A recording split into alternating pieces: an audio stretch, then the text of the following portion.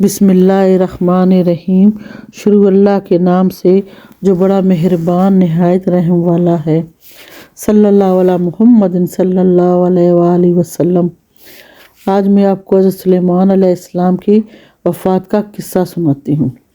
حضرت سلیمان علیہ السلام کے لیے اللہ تعالیٰ نے جنات کو ان کے تابع کر دیا تھا اور ان کے حکم سے بڑے بڑے کام سر انجام دیتے تھے۔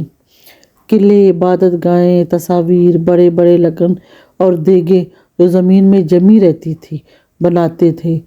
جانوروں کی بولیاں آپ سمجھتے تھے، چرند پرند سب آپ کے تابع تھے، سب کی بولیاں آپ سمجھتے تھے، ہوا آپ کے تابع تھی۔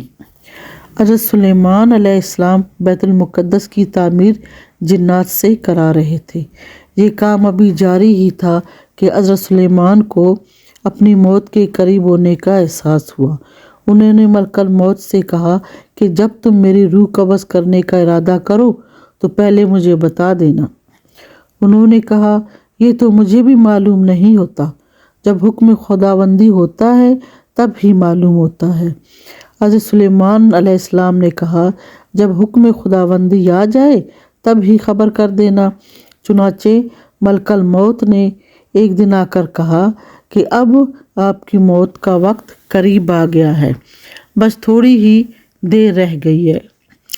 حضرت سلیمان نے جنوں کو بلایا اور ان کو حکم دیا کہ ان کے لیے ایک شیشے کا مکان تعمیر کریں جس میں کوئی دروازہ نہ ہو۔ چنانچہ انہوں نے حکم کی تعمیل کی اور حضرت سلیمان علیہ السلام اس کمرے میں ایک لکڑی کا سہارا لے کر کھڑے ہو گئے اور عبادت میں مشغول ہو گئے۔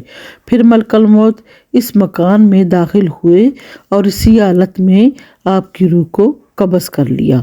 وفات کے بعد بھی آپ اس لکڑی کے سہارے کھڑے رہے اور جنات بھی تعمیر بیت المقدس کے مشکل کام میں مشغول رہے۔